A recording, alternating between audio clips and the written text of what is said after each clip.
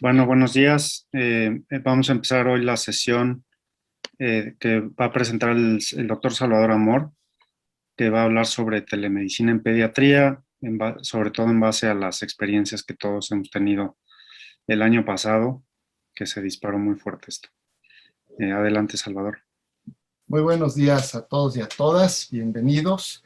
Y pues sí, vamos a platicar de un tema, yo creo que es de momento y es un tema real y es un tema que yo creo que nos va a poder ayudar mucho en nuestra práctica. De tal manera que me va a permitir compartir mi pantalla para la presentación. Muy bien. Ok. Pues mi nombre es Salvador Amor, yo soy pediatra, como ustedes saben, y vamos a platicar de la telemedicina en pediatría. Realmente es un tema de actualidad y vamos a ver todas las diferentes facetas desde la imaginación, la historia y la realidad de lo que estamos viviendo.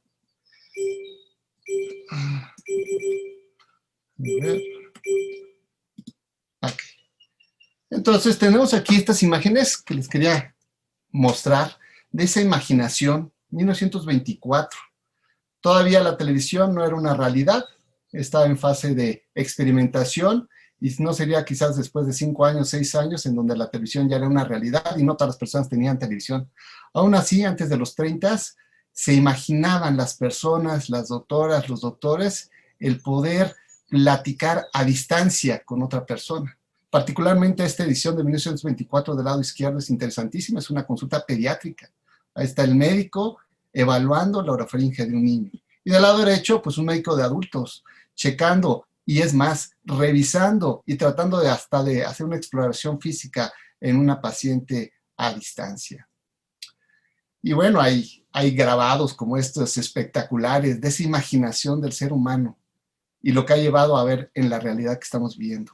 Y por supuesto, los niños que fuimos de los años 70, pues esta imaginación y es una realidad. También, interesantemente, una consulta pediátrica, en una telemedicina, en una consulta virtual. Hay que entender que la etimología de telemedicina, tele, que viene del griego, significa lejos, medicina de lejos.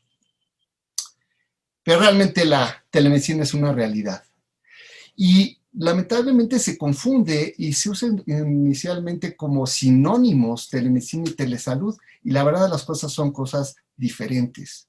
La telesalud es un todo. Por ejemplo, nosotros ahorita estamos haciendo telesalud porque estamos en una etapa de una educación médica, una teleeducación. Y una rama de la telesalud es la telemedicina. Entonces, para entender los conceptos, pues vamos a hablar de las definiciones. Telesalud viene a ser prácticamente esa incorporación de la tecnología, la que ustedes gusten, en los sistemas de salud, para el servicio médico, para el servicio académico, administrativo y técnico. En nuestro caso vamos a hablar de telemedicina, en el aspecto del servicio médico. Entonces estamos entendiendo que la telemedicina es realmente ese brazo práctico de la telesalud, es prestar ya un servicio de salud donde la distancia, la lejanía es el factor determinante. Y por medio de este servicio uno puede establecer un diagnóstico, un tratamiento, y no solamente eso, podemos hacer prevención de enfermedades, podemos hacer también educación con nuestros pacientes. No necesariamente tenemos que hacer un diagnóstico y también es telemedicina. Y bueno, pues nos vamos un poquito ya a la historia, ya a la realidad, ya no a la imaginación que les mostré al principio. La verdad de las cosas, desde el 57, y si no es que es desde antes, está escrito, por ejemplo, en los barcos, la telemedicina. Y obviamente no por medio de una televisión o una videollamada, por medio de ondas de radio. Pero me voy a centrar un poquito en la historia de la carrera espacial, que es muy interesante. En el 57, como todos ustedes saben, mandaron a Laika, uno de tantos animales, perros, que mandaron en este caso los rusos. Y del lado derecho en este grabado se ve claramente cómo por medio de ondas de radio capturaron una telemetría en donde estas personas, en este caso los rusos, podían medir la frecuencia cardíaca, la tensión arterial, la frecuencia respiratoria de estos animales. Interesantemente, el grabado del lado izquierdo es un trazo original de la frecuencia respiratoria de Laika, así como de su tensión arterial. Interesantemente, ese grabado del lado izquierdo no es ruso.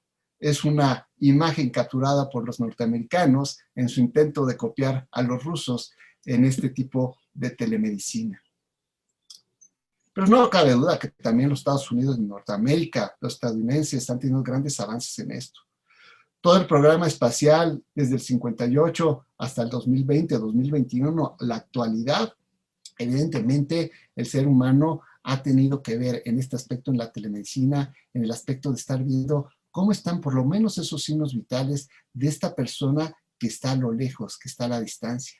Les muestro aquí el ejemplo del lado izquierdo de un traje de astronauta del programa Apolo, en donde yo subrayo ahí en ese círculo, pues ese manguito de baumanómetro, que ahorita ya lo vemos muy sencillo, podemos ir a cualquier supermercado, comprar un manguito de baumanómetro, una persona no médica puede checar su tensión arterial.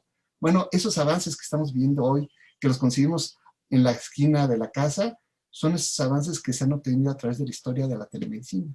Y no cabe duda, en el grabado del lado derecho, ahí en el centro de control de la NASA, en Texas, en Houston, vemos el espacio específico del médico. Le dicen surgeon ahí, no quiere decir que vayan a operar al astronauta, pero ahí está una doctora, está un doctor haciendo telemedicina. Esta es la realidad del día de hoy y nosotros ya podemos vivir y tomar experiencias sobre esto. Y aquí esto es muy particular, muy interesante y muy a nuestro país. No sé si ustedes conozcan al doctor Ramiro Iglesias Leal. Este es un médico mexicano, lamentablemente falleció a principios de este año, enero 2021.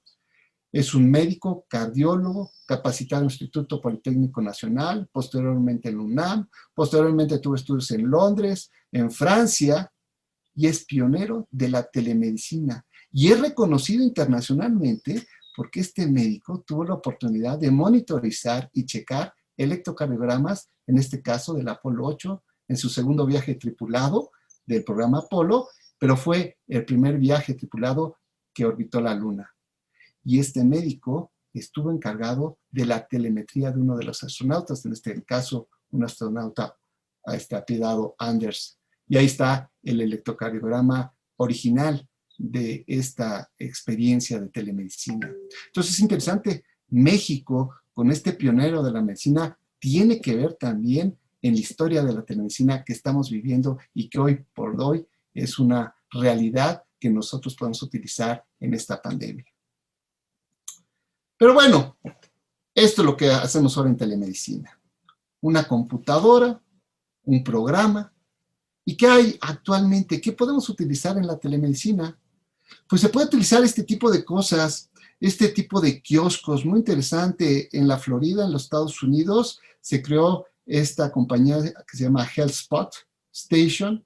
Lamentablemente, por cuestiones administrativas, comerciales, quizás hasta políticas, quebró esta compañía. Pero uno podía llegar a este kiosco y como se ve en la imagen del lado derecho, pues uno tenía conexión inmediata con un médico, con una doctora, y en esos pequeños espacios de este cubículo, pues uno podía tomar un baumanómetro, un termómetro, un otoscopio, y de una manera habitual este médico podía observar lo que está sucediendo en este caso en una consulta pediátrica. Pero bueno, por azares del destino y quizás no por cuestiones muy avanzadas técnicas, esto fracasó. ¿Cuál es la realidad del día de hoy? Esto, el software. Hay muchísimos programas de software que uno puede adquirir, comprar, puede incorporarse a ellos y simplemente con un teléfono inteligente, con una computadora, uno tiene acceso a la telemedicina. Por ejemplo, en los Estados Unidos hay muchas compañías, pero una de las principales en suministrar este tipo de servicio a distancia es el Teladoc, servicios de salud de Teladoc. Nuestro grupo Ángeles también tiene un servicio de telemedicina por medio de un software, pero esto no tiene que ser forzoso. Por ejemplo, particularmente yo lo que he utilizado, utilizo una plataforma que es el Google Duo, que es una videoconferencia prácticamente, y he formado, editado de alguna manera unas herramientas para poder yo también dar una especie de telemedicina con todos los requisitos necesarios que en breve les voy a explicar. Y aquí esta pregunta es importantísimo. ¿Cómo damos esta telemedicina que ahorita por las estadísticas que estábamos interrogando ustedes por este cuestionario que ustedes amablemente contestaron, pues estamos hablando que más del 80% lo ha hecho, pero no se ha capacitado. Entonces, ¿qué significa? ¿Que es algo que estamos haciendo y lo estamos improvisando? ¿Necesitamos capacitación o no? La realidad es que cualquier actividad médica que implique la atención de un paciente y que implique, y esto confiere responsabilidad de una evolución médica, pues yo pienso que sí necesitamos capacitación. Hay muchas opciones. Aquí les pongo dos opciones. Por ejemplo, existe obviamente en los Estados Unidos una asociación americana de telemedicina, donde obviamente hay cursos de capacitación. De igual manera, la Universidad de Harvard en Boston también ofrece cursos de capacitación sobre la telemedicina. Entonces aquí el primer mensaje es, ¿lo queremos hacer? ¿Es una buena herramienta? Sí, sí lo es. ¿Tiene efectos? Sí, muchos. Pero si esos defectos, ¿cómo los podemos solventar o evitar de alguna manera? Bueno, capacitándose. De tal manera que con esto nosotros podríamos dar una mucha mejor atención si utilizamos esta herramienta. ¿Qué pasa en México? En México lo que tenemos es esto, sí existe una reglamentación. La Ley General de Salud contempla el uso de la tecnología en la práctica médica diaria. Ustedes pueden consultar en internet este Centro Nacional de Excelencia Tecnológica en Salud, que sus siglas son el CENETEC, y ustedes van a encontrar la célula de instrumentos jurídicos aplicables y van a encontrar todas estas normas. Aquí nada más les subrayo dos puntos interesantes, en donde la Ley General de Salud sí habla de tecnologías factibles en su práctica médica, y también lo que nos genera un poquito de conflicto es la receta médica, la firma no real, y aquí dice claramente, expedición de la receta en caso de contar con medios tecnológicos, puede utilizarse una firma digital o electrónica de quien la expida. Luego entonces, junto con todos los requisitos de cualquier receta que diariamente utilizamos, es una receta válida. Está amparado por el artículo 64 de este reglamento de la Ley General de Salud. De tal manera que la telemedicina también está amparada en nuestro país y está contemplada, aunque evidentemente falta mucho tiempo para que esto se desarrolle. Y también está avalado por algunas normas oficiales mexicanas que se comparte con nuestra práctica médica normal y habitual. Bueno, entonces les voy a poner aquí un caso clínico, un ejercicio para ver todo este concepto, si realmente funciona o no funciona. Aquí, como ustedes ven, les pongo a una mamá que tiene una disfunción familiar, por la razón que ustedes gusten, madre de 3 hijos, es la mañana, la mamá es trabajadora, su hijo pequeño de 18 meses tiene fiebre, pasó toda la noche irritable y, bueno, está preocupada la mamá porque tiene que trabajar, tiene que sostener a esa familia y decide llamarle a su médico. El médico no le puede contestar, no son horarios de consulta, no le puede resolver su problema del niño. Entonces, ¿qué decide hacer?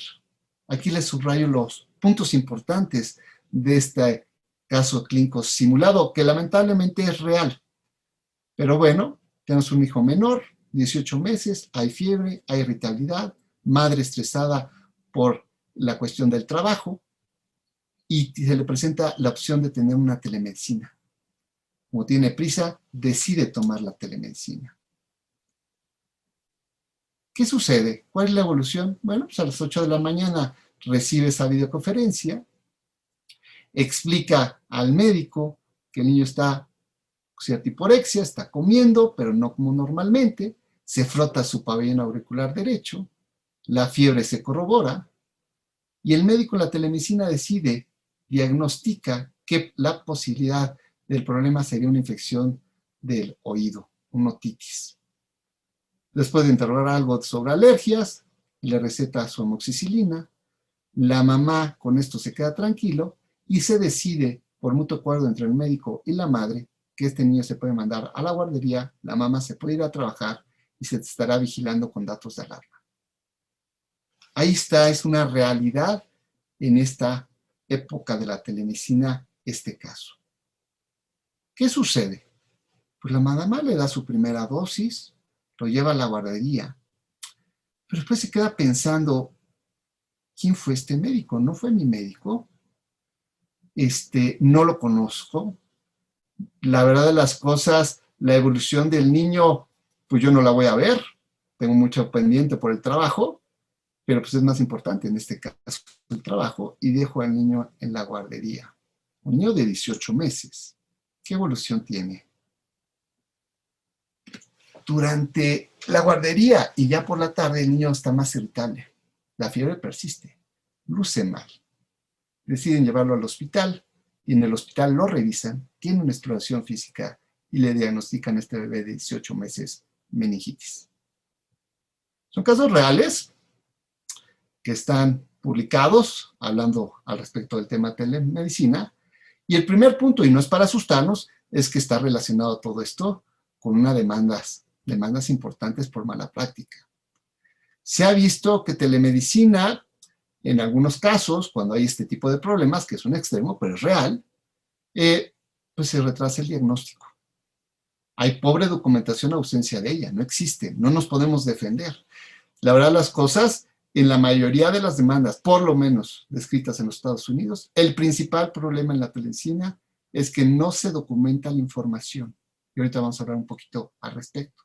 O evidentemente, como es el caso, un error en el diagnóstico, una historia clínica incompleta o una comunicación inadecuada. No pudimos interrogar bien a ese familiar por medio de este medio electrónico. O simplemente hicimos un diagnóstico adecuado, pero dimos un tratamiento inadecuado. O simplemente lo que habíamos comentado, la persona que está dando este servicio no está capacitada o es incompetente. En los Estados Unidos, estas indemnizaciones y estas demandas llegan arriba de $250,000, una demanda por este caso clínico, como les acabo de mencionar.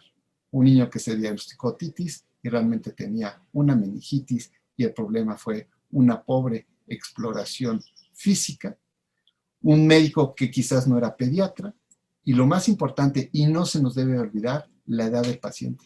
Este paciente tiene 18 meses. Es un paciente que realmente todavía no puede comunicar realmente sus afecciones, sus problemas. Ese es un factor determinante y que nos puede determinar el pronóstico y la evolución de un paciente, la edad.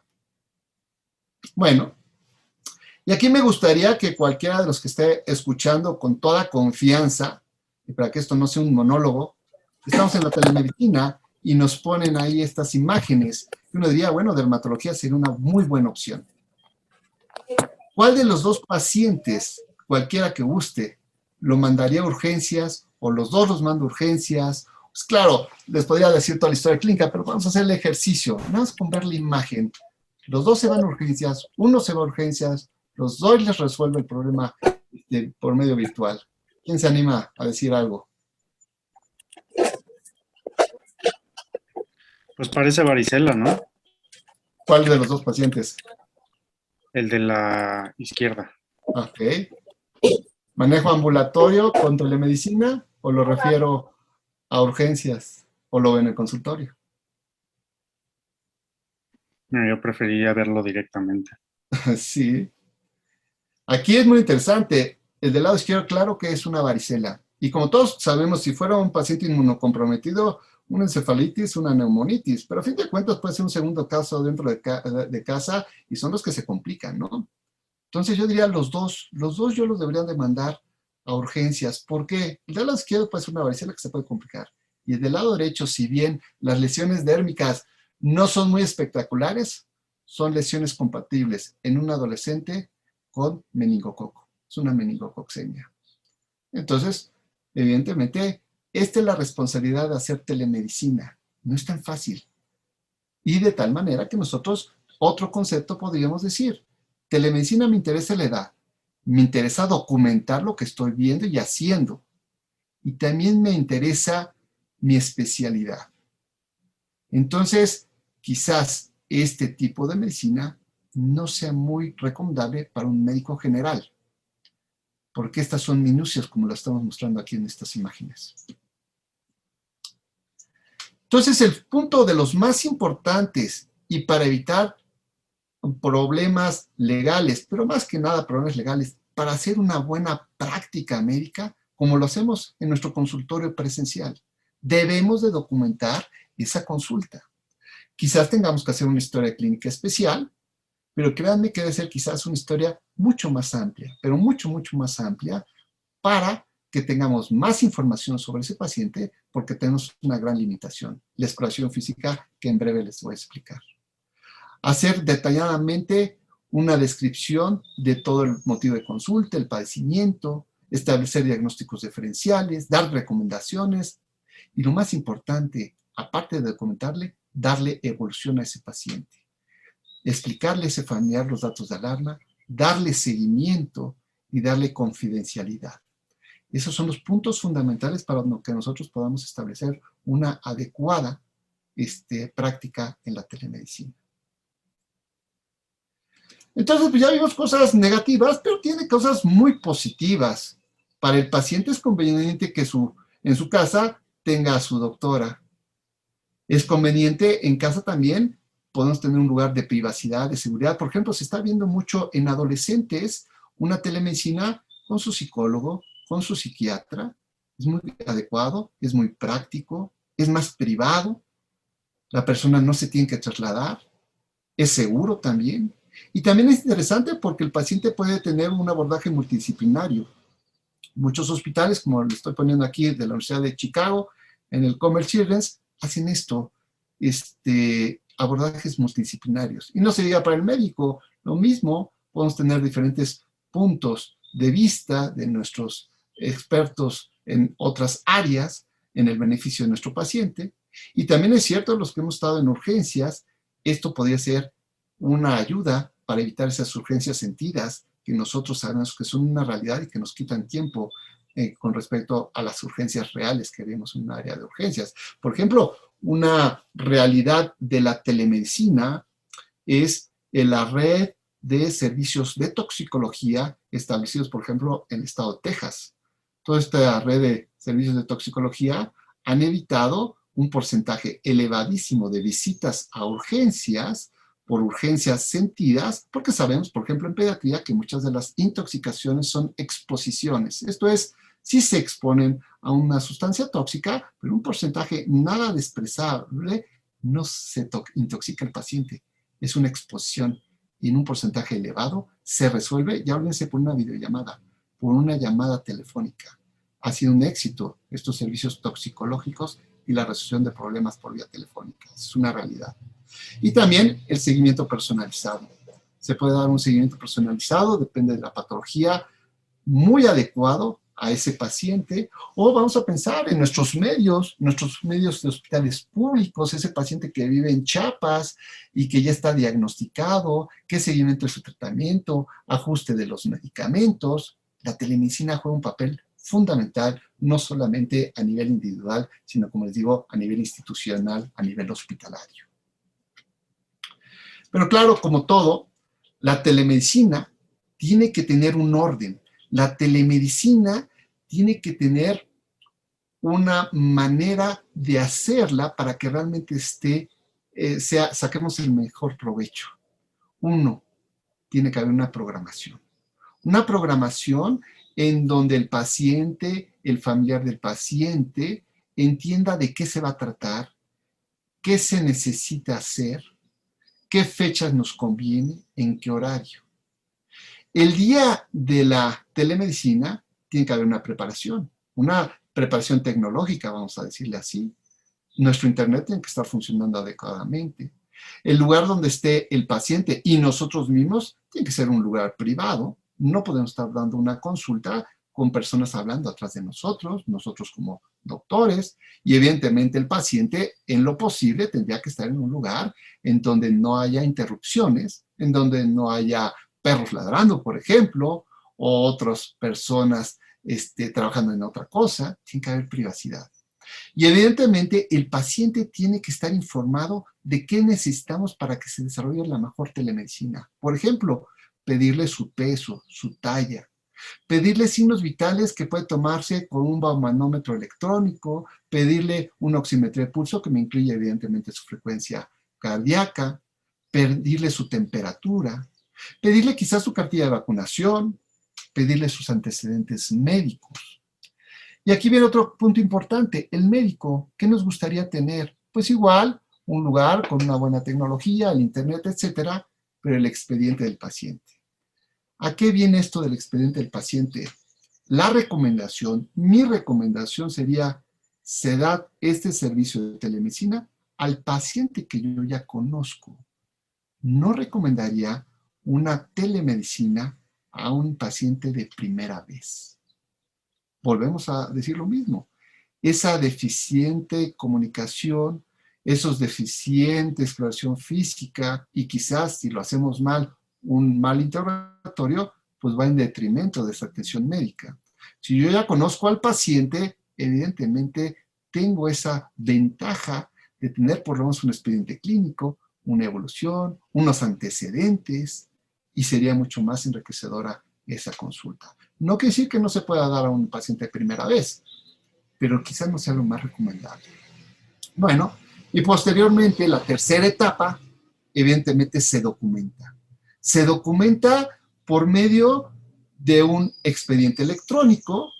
Esa información la deberá tener también el paciente, en donde se documente que tuvo su consulta, se encontraron tales datos, se hizo este diagnóstico, se dio tal tratamiento. También se puede documentar por medio de la grabación de la telemedicina. Evidentemente, en cualquiera de las dos circunstancias, más en la grabación, se deberá pedir un consentimiento informado, que muchas veces está implícito. Si al paciente yo le mando una programación, el paciente acepta, y más que esto, el paciente me marca a la hora y el horario que le corresponde, eso está implícito que este paciente está aceptando este servicio. Pero nos tenemos que estar totalmente conscientes de que debe de existir esa aceptación del servicio. Y lo más importante, que ya les había comentado, el seguimiento de la evolución. El seguimiento de la evolución es fundamental. Depende de la patología. Usted me habla diariamente o le voy a hablar diariamente o al tercer día o hábleme en una semana.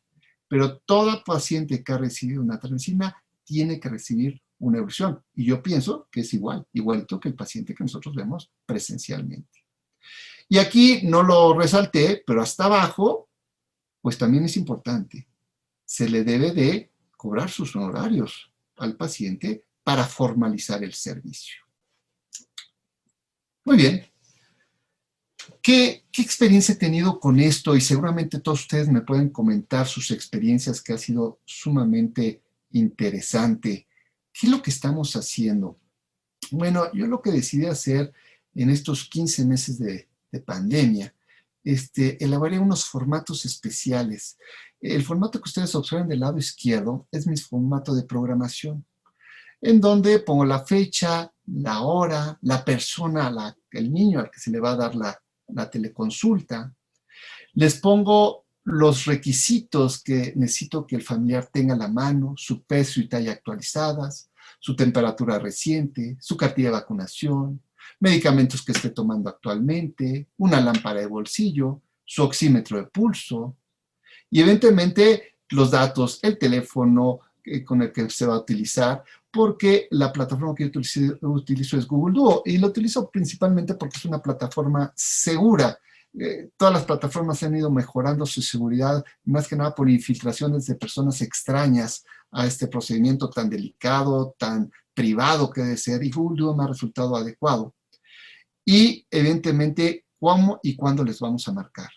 Les especifico exactamente qué plataforma voy a utilizar y también les pongo cuántos van a ser los honorarios. El familiar tiene que estar consciente que esto es remunerado. He estado observando en los que hicieron favor de contestarme la encuesta, pues la mayoría, si no es que todos, el 100% consideran que sí debe haber una remuneración. Ya discutiremos si debe ser mayor o menor a lo de una consulta presencial. Nadie me puso que debe ser una cortesía. Entonces es importante hasta esa información para que quede lo más claro posible y lo más formal hacia nuestro paciente. En el momento de la consulta, utilizo el formato del centro, que es un pequeño formato, un resumen de su historia clínica, en donde se te pone el motivo de consulta, la evaluación médica, los antecedentes de importancia, en este caso todos los antecedentes de COVID, alergias, esquemas de vacunación, diagnóstico, tratamiento, y especifico claramente datos de alarma y evolución y evaluación de su evolución. Todo esto se llena y este formato lo conservo yo en manera electrónica y al término de la consulta, este formato se le envía al paciente para que quede constancia de lo que se platicó. Yo no grabo la consulta de la telemedicina, sino yo la documento por medio de este formato. Y junto con esto, mando una receta electrónica, que es el formato del lado derecho que ustedes observan, con todos los datos que ustedes saben que debe tener una consulta, una receta. Y como ya lo documenté, la Ley General de Salud, en este artículo 64, está aclarando que la firma electrónica es válida, ¿no? Entonces, como ven, es trabajo quizás igual o quizás mayor que en una consulta presencial, pero se documenta y el paciente, lo más importante, queda con la información, en este caso, por escrito de ese evento de su consulta virtual. De 15 meses, de mayo del 2020 a julio del 2021, que está corriendo el mes, he tenido la oportunidad de realizar 77 teleconsultas, prácticamente sacando promedios como una teleconsulta a la semana, más o menos. La evolución es muy interesante del número de consultas, cómo se han manifestado a través de los meses. Evidentemente, de mayo a septiembre, pues fue la mayor demanda. Posteriormente, a final de año disminuyó y a principio de año, como siempre, se incrementó la consulta, y en este caso de las teleconsultas. Lo que va de marzo a la fecha persiste, no con tanta intensidad como de mayo a octubre del año pasado, pero la tendencia persiste. ¿Por qué? Porque ahorita ya están viajando también las personas. Y estas personas que están en Acapulco, que están en Estados Unidos o hasta están en Europa, tienen dudas médicas. Y hay muchas de las cuales nosotros les podemos resolver por medio de una teleconsulta. Esa ha sido la evolución al momento de mi experiencia en las teleconsultas. Y de estas 77 pacientes es muy particular, pues 50% prácticamente hombres y mujeres en cuestión de género, que eso no tiene mayor cosa, pero es interesante mencionarlo. Pero aquí lo más importante son las edades que he tenido la oportunidad de tener esta experiencia. Como ustedes observan, prácticamente mi teleconsulta ha sido arriba de pacientes en edad, arriba de los 2 años, y con una predominancia principalmente en pacientes arriba de los 10 años. Quizás esta sea la explicación por la cual haya tenido una buena evolución en mis pacientes. Realmente no ha habido gran problema en complicaciones, porque estamos hablando que son niños arriba de 2 años, niños que ya pueden interactuar, que ya pueden mencionar de alguna manera sus problemas, y lo más importante, que pueden cooperar en la exploración física. Entonces, como el caso clínico que les había comentado, quizás no sea muy buena idea dar de rutina consultas por telemedicina a menores de 2 años de edad, porque la clínica es, si en una cuestión presencial es complicada, pues en una cuestión virtual será más complicada. Entonces yo creo que la edad juega un papel fundamental para que la teleconsulta surta efecto de la mejor manera. Y también considero que es uno de los puntos más importantes en esta serie de pacientes que he tenido. Le he llamado clínica y teleconsulta y le he puesto exploración física virtual. Es más, le he puesto exploración física virtual asistida. ¿Qué tanto me ayuda mi exploración física en establecer un diagnóstico certero o lo más cercano a la realidad en mi paciente virtual? En esta serie he encontrado que prácticamente en el 80% de los pacientes mi exploración física me ha servido. Pienso que quizás no sea lo más importante aquí, lo más importante que casi el 20% no me ha servido en lo más mínimo. Y ese 20%, ese son los pacientes que se complican. Esos son los pacientes que nos pueden demandar. Y eso es lo de menos. Ese es el paciente que médicamente puede tener una mala evolución. ¿Cómo podemos ayudar para que ese 20% real, por lo menos en esta serie de pacientes, se pueda mejorar, sea menor, porque mi exploración física no fue evidente? Pues tengo que favorecer que los signos vitales de ese paciente virtual sean lo más depurado posible. Por eso les pongo esta gráfica del lado derecho. Si bien a todos los pacientes, el 100% de los 77 pacientes les mandé el formato en donde les solicitaba su temperatura, su oxímetro y demás, solamente los pacientes que me consultaron por motivo de consulta fiebre, solamente arribita del 6% pude cuantificar temperatura. Pero sería mentira decirles que el 95% de los pacientes tuvieron afebridez y yo constaté su temperatura. Y es un signo vital fácil de tener en casa, ¿no? Al igual el oxímetro de pulso. Uno pensaría, todos tienen oxímetro de pulso. Pues no, no todos tienen. Y también sabemos, volvemos a lo mismo la edad. Un niño menor de 2 años es complejo un oxímetro de pulso, porque los que ven en las calles, en las farmacias, son de adultos. El niño se mueve. Entonces, igual, la edad es un factor importante, pero a fin de cuentas, ese oxímetro de pulso en esta experiencia de 77 pacientes, el 100% no obtuve ese oxímetro de pulso y menos aún esa frecuencia cardíaca. De tal manera que yo creo que ese es un campo de oportunidad. No se da teleconsulta si no tengo esos signos vitales bien determinados por el familiar en su casa. Y así podría mejorar ese 20% de esa falta de exploración física que no me ayudó. Entonces todos nos preguntamos, bueno, entonces ya me quedó claro, la telemedicina es fundamental, un buen interrogatorio, el mejor interrogatorio de nuestra vida, los mejores antecedentes, como lo deberíamos de hacer diariamente en nuestra consulta presencial, pero ahora más que nunca, porque no tengo una gran exploración física. Entonces viene a ayudar ese interrogatorio. Pero, ¿qué hacemos con la exploración física? ¿Cómo le podemos sacar el mayor provecho de esa exploración física virtual asistida? Y en este caso digo asistida porque estamos hablando de niños, pero bueno, hasta un niño grande, un adolescente, un niño arriba de 10 años, él solito me puede ayudar en su exploración. Entonces les voy a poner los ejemplos reales de algunos pacientes y posteriormente les voy a hacer un resumen de cómo podemos documentar, escribir y entender una exploración física virtual asistida. Por ejemplo, la exploración del ojo. La exploración del ojo, podemos usar estas mnemotecnias que están en inglés, que es la pupila, si son iguales, si están redondas, si están reactivas a la luz, al estímulo luminoso, si hay adaptación pupilar. Y podemos también hacer uso de los movimientos extraoculares. Claro, la técnica es muy importante, esto parece muy básico, muy simple. El otro día estaba observando un video de telemedicina del Instituto Nacional de la Nutrición Salvador Subirán y estaban demostrando una exploración física y cuando explora el médico los movimientos extraoculares, el mismo médico desde su consultorio muestra su dedo y pide al paciente virtual en su casa que siga su dedo. Pues eso es incorrecto, porque el campo visual del teléfono del paciente o de su computadora es muy corto. Más bien vamos a hacer esos movimientos. Para esa evaluación, como ustedes saben, esos movimientos en X o en H, pues que lo haga el familiar, o lo vamos orientando, ve hacia arriba, ve hacia abajo, ve a la derecha, ve hacia arriba, ve hacia abajo, ve a la izquierda, o ve un punto a tu izquierda hasta arriba, ve un punto de izquierda hasta la derecha, y así lo podemos ir observando de una manera total y absolutamente adecuada.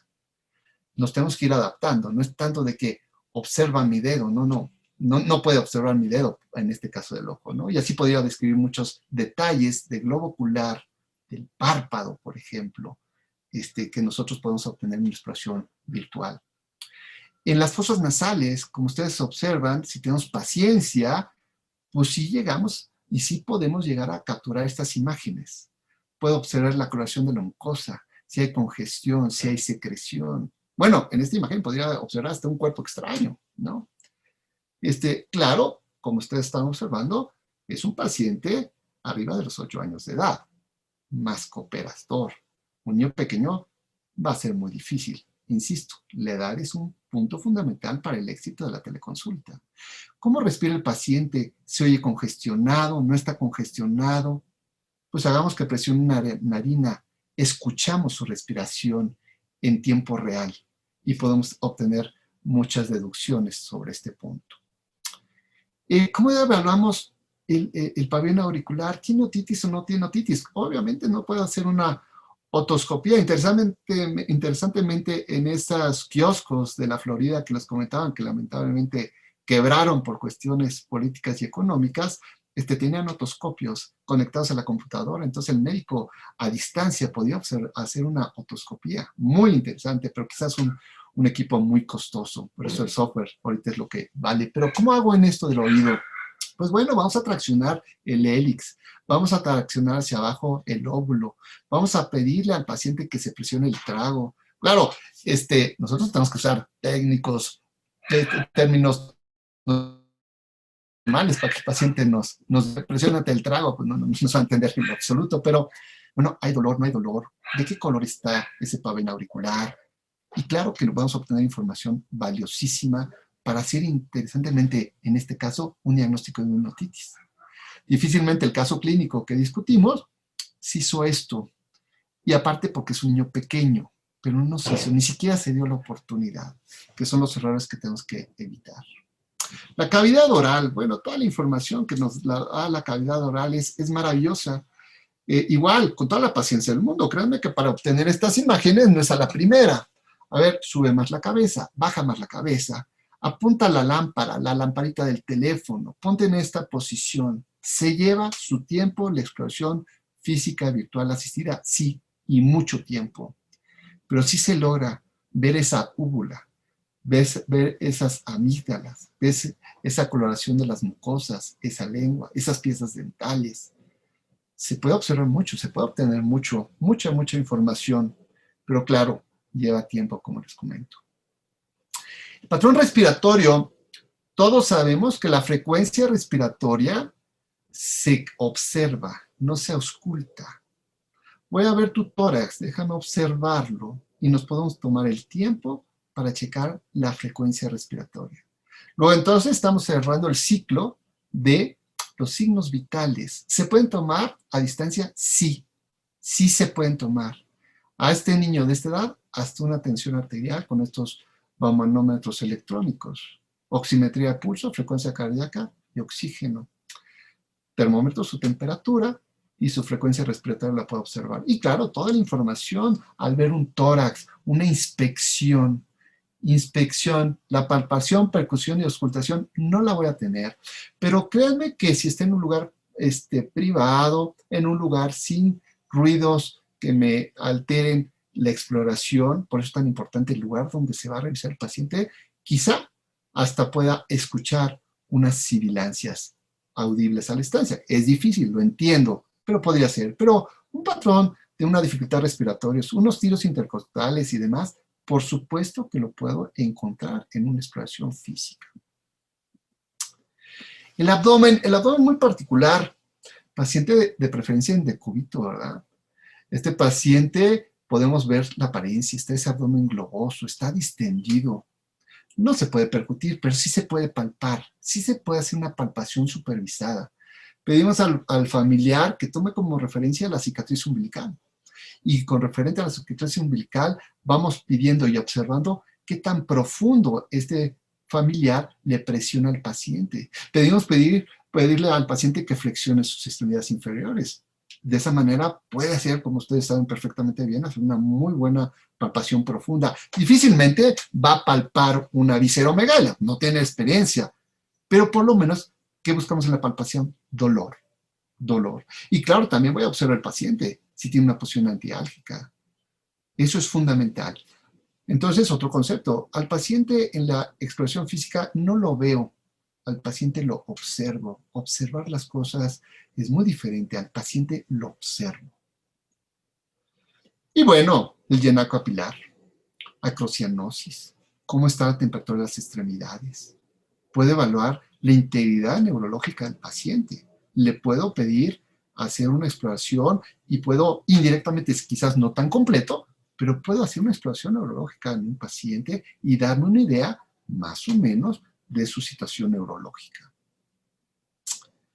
Y bueno, no se diga las extremidades superiores, inferiores, la piel, valorar dermatosis, llenado capilar, deformidades de una fractura, por ejemplo, limitación funcional, dolor, coloración, como les muestro estos dedos de pie del paciente del lado derecho, es un paciente con coronavirus, es un paciente con dedos COVID, con el que están escritos en la literatura, no son muy comunes, como ustedes saben, Por eso se ven tan hiperémicos. No está pisando nada. Son unos dedos COVID ese pacientito con coronavirus que tengo ahí a la derecha.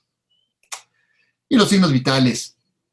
Los signos vitales los podemos hasta observar en tiempo real. Ahí está una temperatura, eutérmico, ahí está saturando al 99% con una frecuencia cardíaca de 91 y quizás ya tuve oportunidad de ver esa frecuencia respiratoria del paciente. Signos vitales los puedo tener y depurados, al igual que la somatometría. Este paciente nos pesó 39 kilos, ¿no? Entonces, y se puede hacer con una buena técnica, ¿verdad? No lo vamos a estar pesando el familiar con tenis, ¿verdad? O con chamarra. Entonces se puede hacer con una buena técnica. Entonces, ¿cómo hago una exploración física habitual y cómo la documento? Entonces, en base a mi observación, todos estos puntos que son amplios, van a observarlos ustedes, cómo va haciendo, y yo todo esto que le estoy poniendo lo puedo escribir, lo puedo explicar simplemente con observación.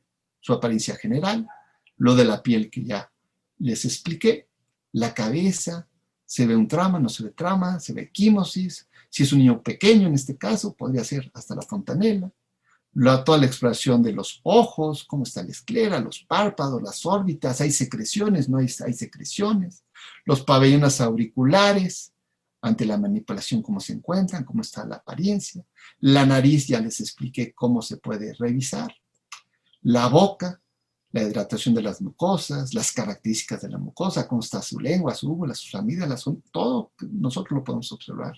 El cuello, limitaciones en los movimientos del cuello, masas visibles. La palpación de las adenopatías es un reto, por lo general sí le pido al familiar que trate de palpar, porque todos sabemos como pediatras que un motivo de consulta es, oiga doctor, le sentí unas bolitas en el cuello cuando se bañaba o él se las sintió. Están un poquito sensibilizados los familiares con esto de los ganglios. Entonces sí podríamos hacer el esfuerzo de tratar por lo menos las cadenas cervicales ganglionares, hacer el esfuerzo, y también sería una buena información, quizás unos ganglios axilares también, porque no, unos ganglios inguinales podría palpar el familiar del paciente. Desde el punto de vista cardiovascular, ¿qué puedo sacar? Si hay cianosis, si la piel está marmórea, si está pálido, cómo está el llenado capilar. Desde el punto de vista respiratorio, cómo está respirando, hay aleteo nasal, hay datos de dificultad respiratoria, se escucha en estridor, algo tan evidente. Un paciente con una laringotraqueitis, evidentemente le lo voy a escuchar de una manera virtual. El familiar lo escucha, pues más nosotros, ¿no? La presencia de tos, las características de la tos. Desde un punto de vista gastrointestinal es un reto, porque uno de los principales motivos de consulta es dolor. Y lo que más nos preocupa es que va a ser un abdomen agudo. Y ese abdomen agudo requiere una solución quirúrgica. Gran reto. Y aquí el concepto, ¿dudamos? No pasa nada.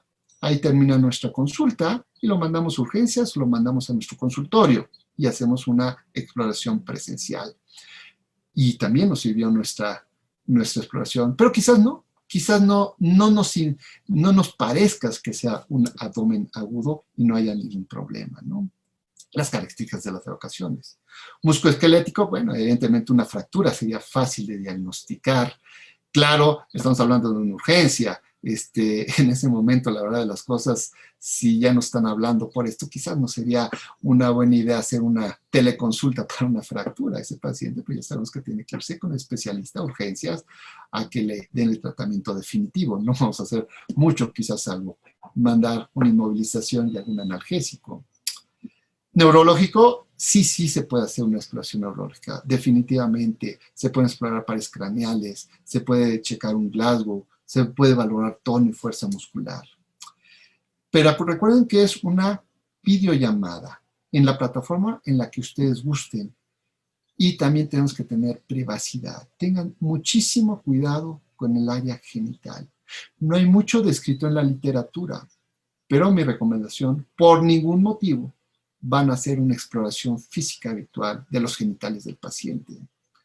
Porque se puede malinterpretar, se puede mal utilizar o se puede infiltrar la información si utilizamos una plataforma inadecuada o peligrosa.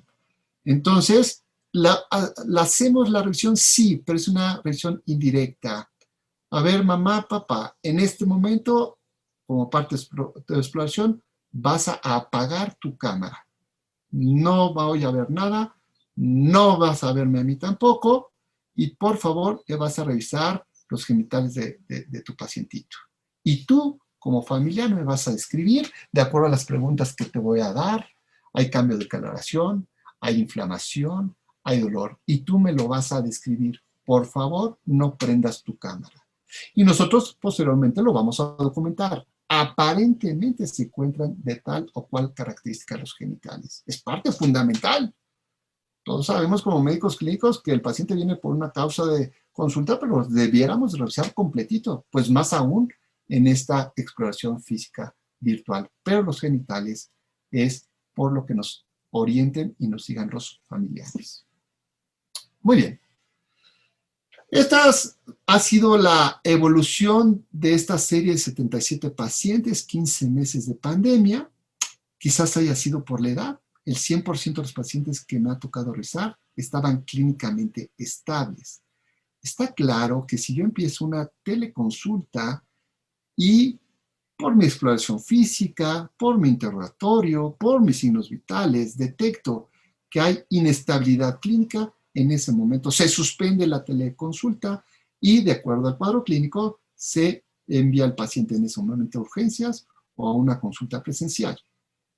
Aquí esto uno no lo escoge. El 100% de los pacientes que he tenido no han sido urgencias que requieran una urgencia, porque ustedes entienden que si hay urgencias que no requieren urgencia.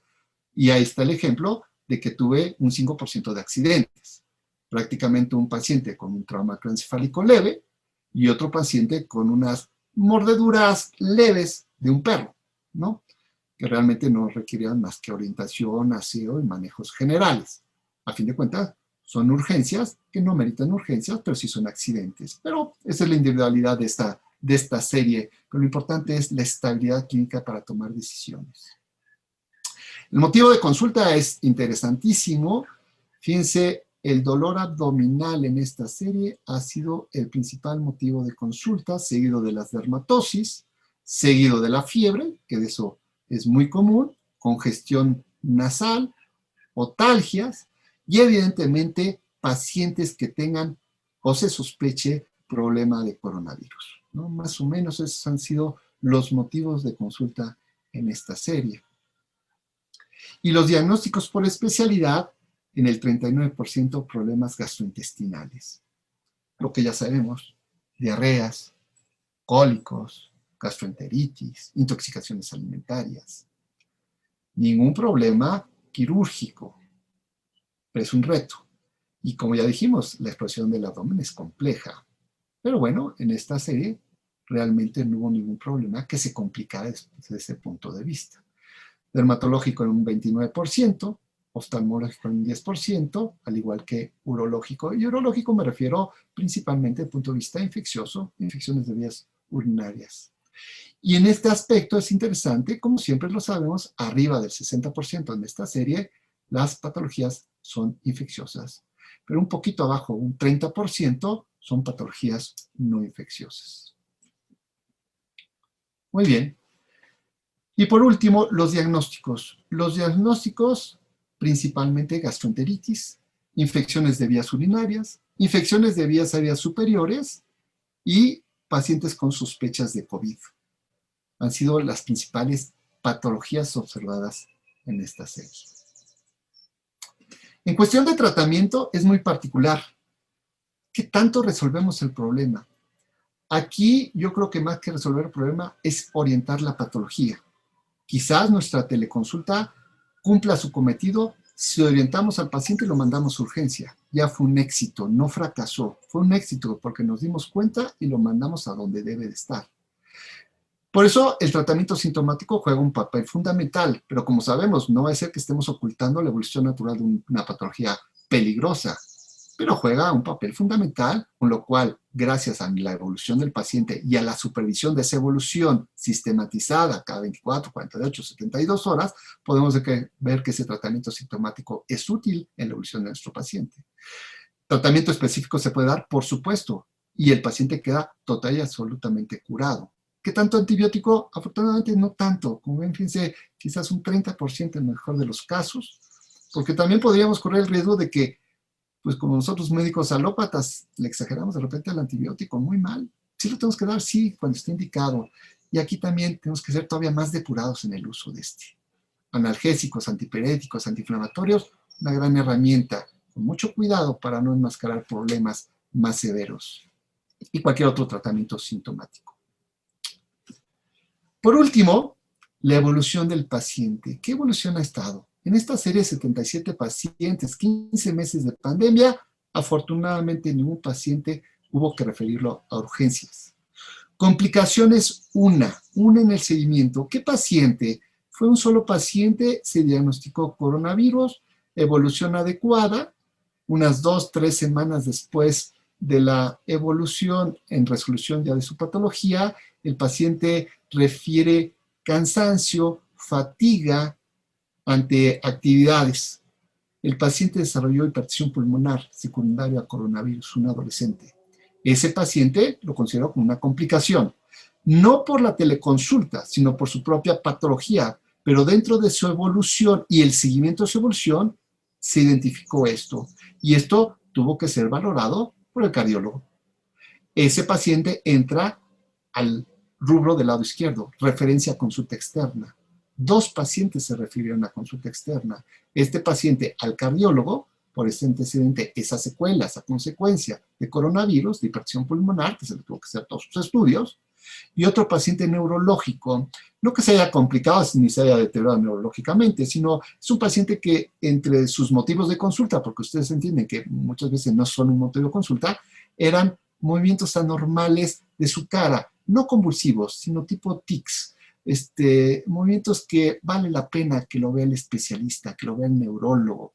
Ese fue el paciente que se refirió, ¿no? Entonces, ¿qué conclusiones tenemos con todo esto que les acabo de comentar? La teleconsulta no debe realizarse en menores de 2 años de edad, por los motivos que ya les expliqué. Un niño de 2 años se puede realizar de una mejor manera, es más cooperador, se le pueden tomar mejor los signos vitales. Su cuadro clínico quizás sea un poquito más florido, no siempre, pero en menores es mucho más complejo. No lo recomendaría. No quiere decir que no se pueda hacer, pero yo no lo recomiendo. De acuerdo a esta serie, la exploración física virtual asistida no es efectiva en un 20%. Eso nos debe preocupar mucho. Para mejorar ese 20% de que mi exploración física no funciona, tengo que ser objetivo. ¿Cómo puedo ser objetivo? Signos vitales. Y ya vimos que si lo hago, eso sí, obligatoriamente en el 100% de mis pacientes, puedo sublayar esa deficiencia de la exploración física virtual asistida. En la teleconsulta se debe favorecer un amplio interrogatorio y una profunda observación del paciente. Se lleva tiempo, mucho tiempo. Una teleconsulta, por lo general, adecuada, son 30 a 45 minutos. Si la teleconsulta es menos de 30 minutos, no creo que sea de buena calidad. Creo que se está poniendo en riesgo al paciente. Creo que no se puede hacer un buen diagnóstico en ese tiempo. De tal manera, 30 a 45 minutos. La teleconsulta debe favorecer la toma de signos vitales en todos los pacientes.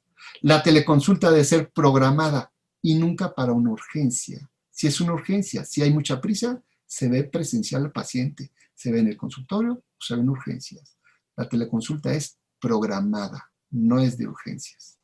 La inestabilidad clínica, el paciente no lo sabe, lo ignora, pero nosotros por nuestra experiencia, por nuestra especialidad, sabemos que cuando empezamos a darle este servicio, el paciente está inestable o esa urgencia real. La identificamos en la teleconsulta, esa es la pauta para nosotros para concluir la teleconsulta y referir de inmediato al paciente en urgencias. ¿Fracasó entonces ahí la teleconsulta? No, el paciente no sabe que era una urgencia, pero yo ya me di cuenta que sí lo es. Ya orienté al paciente, no di el tratamiento definitivo, pero sí lo referí a donde debe estar en ese mismo momento y en beneficio de su salud, por supuesto. Toda teleconsulta debe contener un consentimiento informado, por escrito implícito. Si yo le mando un formato de consentimiento informado, me lo firma y al recibirlo yo ya se lo doy, esa es una manera. Si yo le doy una programación y el paciente me marca, en ese momento, de una manera implícita, por medio de su programación, me está dando permiso de tener esa teleconsulta. Muy importante que el paciente me dé ese consentimiento. Si decido documentar mi teleconsulta por medio de la grabación del servicio que le estoy dando a mi paciente, le tengo que pedir permiso. Es importantísimo. De otra manera, también estaríamos incurriendo en un problema legal. Toda teleconsulta debe documentarse por escrito o por grabación, previo consentimiento del paciente o su familiar.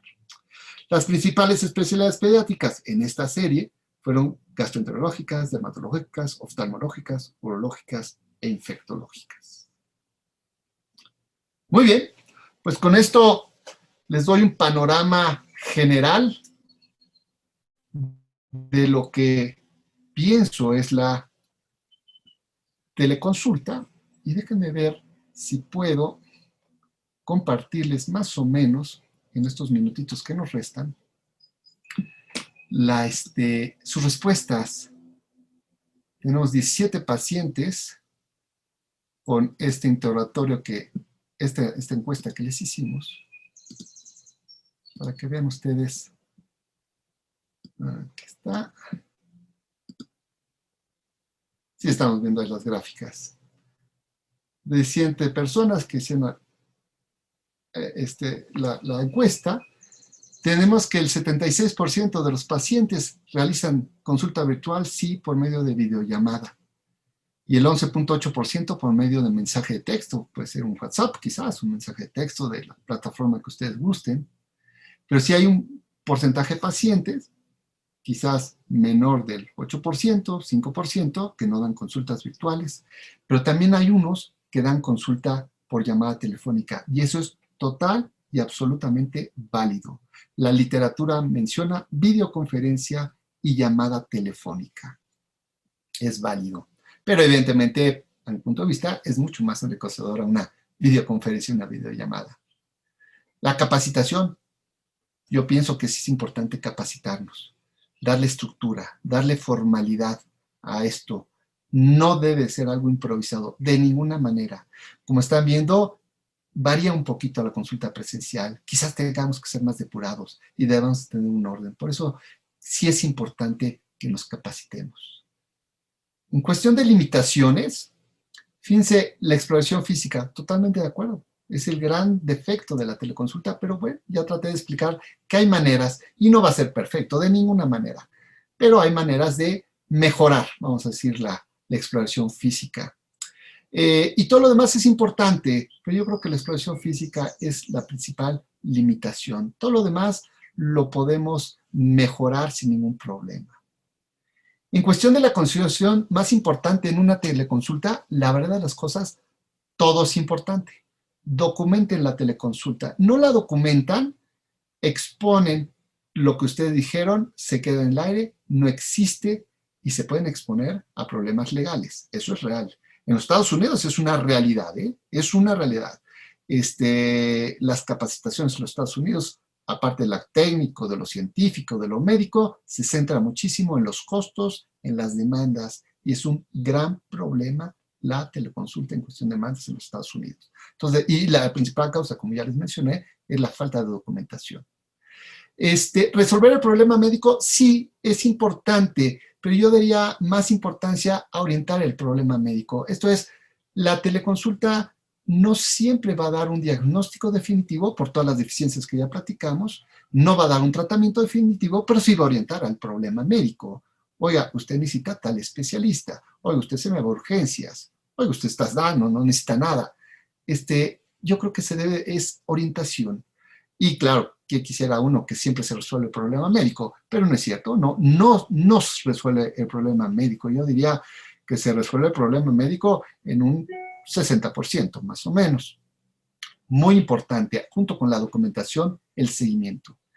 Si a cualquier paciente presencial le damos seguimiento, al paciente por teleconsulta es obligatorio darle un seguimiento estricto de la evolución de su problema. De no hacerlo así, corremos el riesgo de que el paciente acabe en urgencias, no nos avisemos y con una evolución muy inadecuada, ¿no?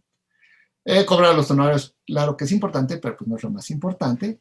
Y claro, la última pregunta, por supuesto, todos estamos en el entendido que debe ser una práctica remunerada. Ya si el costo si es mayor o menor, pues cada quien sabrá qué es lo más adecuado de acuerdo a sus consideraciones, pero considero que no debe ser algo de de cortesía y sin costo. Es un trabajo que requiere, como nuestra práctica, gran responsabilidad, gran tiempo de dar para que sea de la mejor calidad. Muy bien. Pues estoy abierto a sus preguntas, a las dudas, a sus inquietudes, a sus experiencias que han tenido. Si alguien quiere hacer una pregunta, algún comentario.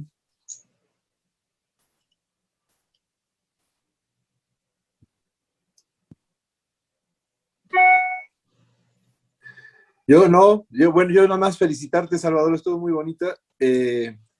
Y me ha tocado, por la especialidad, ver muchos pacientes con COVID a través de telemedicina, pero lo que dijiste de los puntos críticos a ver, que son los signos vitales, los datos de alarma, un buen interrogatorio, hacen la diferencia de cuándo puedes seguir tratando a ese paciente a través de la teleconsulta o lo tienes que mandar a urgencias, hospitalización y parar en ese instante la consulta. Y la otra cosa que para mí ha sido fundamental ha sido esto que también tú hiciste mucho énfasis en que hay que documentarlo y grabarlo. Y yo cada vez que empiezo una teleconsulta les digo, oiga, estoy grabando la sesión, necesito su consentimiento formal y siempre te dicen que sí, ¿no? En general, pero creo que sí es importante documentarlo explícitamente para tener, eh, tenerlo bien documentado. Esto me salvó de un linchamiento público con alguna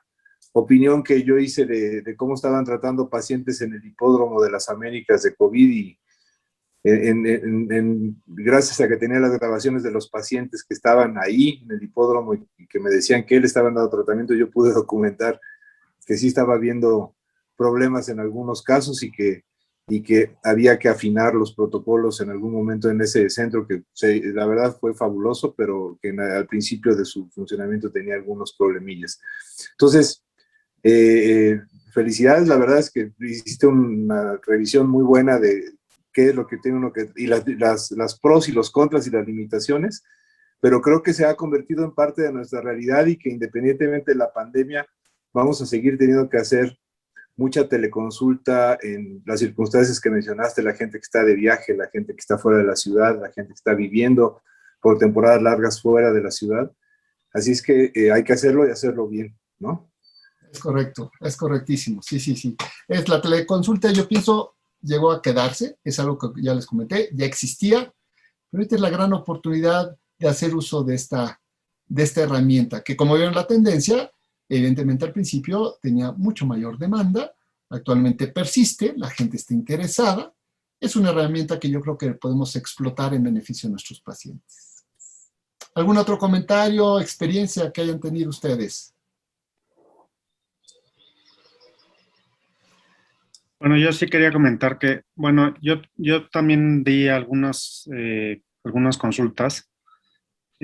Todavía hasta la fecha de repente tenemos, o sea, ya independiente, como dices, independientemente de la pandemia, efectivamente ya empieza a haber estas solicitudes de porque están de viaje o porque se fueron a vivir a otro lado y pues sabemos que hay en otros países donde no consienten a los pacientes tanto como los consentimos aquí, la verdad.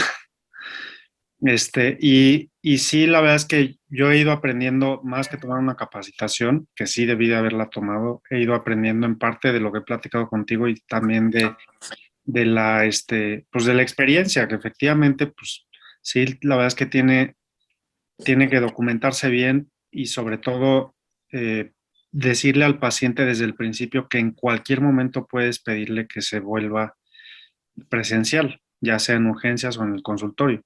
Pero creo que esa parte es importante aclararla desde el principio, ¿no? Es correcto, la información al paciente es fundamental. El paciente no sabe de qué se trata esto.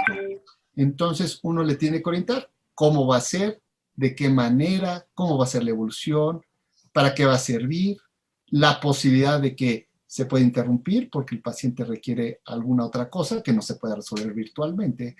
Como nuestra práctica médica, nuestra herramienta principal en la práctica médica es informar al paciente de cualquiera de las circunstancias. Y en razón de mayor información que tenga nuestro paciente, mejor relación médico-paciente vamos a tener y por lo tanto concluimos en una mejor práctica. Y esto Va para la teleconsulta y va para nuestras consultas diarias presenciales en nuestro consultorio, en urgencias o en hospitalización. La información es crucial. No damos información en cualquiera de estos escenarios y comprometemos diagnósticos y la relación médico-paciente. Muy bien, Marcela, quería hacer una pregunta, me parece. Marcela Tavera. Sí, buenos días. Doctora Amor, muchas felicidades por su plática. La verdad es que estuvo muy interesante toda la revisión que hizo. Me gustó mucho y quería compartir algo de mi experiencia que yo he tenido también durante esta pandemia respecto a la telemedicina. Sobre todo en los pacientes diabéticos, para mí ha sido de gran ayuda porque, bueno, apoyado con la tecnología, con los nuevos dispositivos que tenemos para medir la glucosa en los pacientes con diabetes. Esto ha permitido a distancia, obviamente, pues, llevar un buen control de ellos sin tener que estarnos viendo, ¿no? Y otra cosa que en particular he tenido en esta semana, que tuve 2 pacientes que tienen COVID con diabetes, entonces pudimos documentar obviamente su temperatura, obviamente sus cifras de glucosa, hacer los ajustes de la insulina, viendo con esas plataformas nuevas de herramientas digitales para estar haciendo ajustes tanto de la dosis de insulina como viendo el control de su glucosa y obviamente el registro de la temperatura, ¿no? Por el manejo de antipiréticos y apoyados con otros médicos, pero la verdad es que esto sí es fundamental y podemos hacer seguimiento a distancia teniendo esas herramientas tecnológicas, ¿no? Entonces la verdad es que son de gran ayuda. Exacto. Sí, correcto. Sí, cada vez la tecnología va mejorando y sí, podemos tener los hospitales, pueden monitorear a los pacientes con sus telemetrías a larga distancia. Bueno, el cardiólogo sería un gran ejemplo. El cardiólogo pone sus aparatos para dar seguimiento de esos problemas de arritmias cardíacas. El gastroenterólogo utiliza sus pHmetrías y es un manejo ambulatorio. Eso es telemedicina, es a larga distancia, uno puede ver la evolución del paciente y se puede monitorizar esto. Es muy, muy interesante. Muy bien. Bueno, si alguien más tiene alguna otra pregunta. Bueno, pues Salvador, muchísimas gracias. Creo que estuvo muy interesante y muy buena la sesión y damos por terminada y la vamos a pasar al canal de YouTube si estás de acuerdo. Claro, sí, con todo gusto. Por ahí se había compartido el link de la encuesta de estas 5 preguntas. Con toda confianza y sería muy, muy interesante si esto lo transmiten, va a estar todavía abierta esta encuesta porque evidentemente lo que acabo de presentarles en breve, afortunadamente se va a publicar para tener esta información y esta experiencia y sería también muy interesante estas respuestas de esta encuesta para incluirlas también en el artículo a publicar. De acuerdo. Muy bien. Pues muchas gracias y que tengan muy buen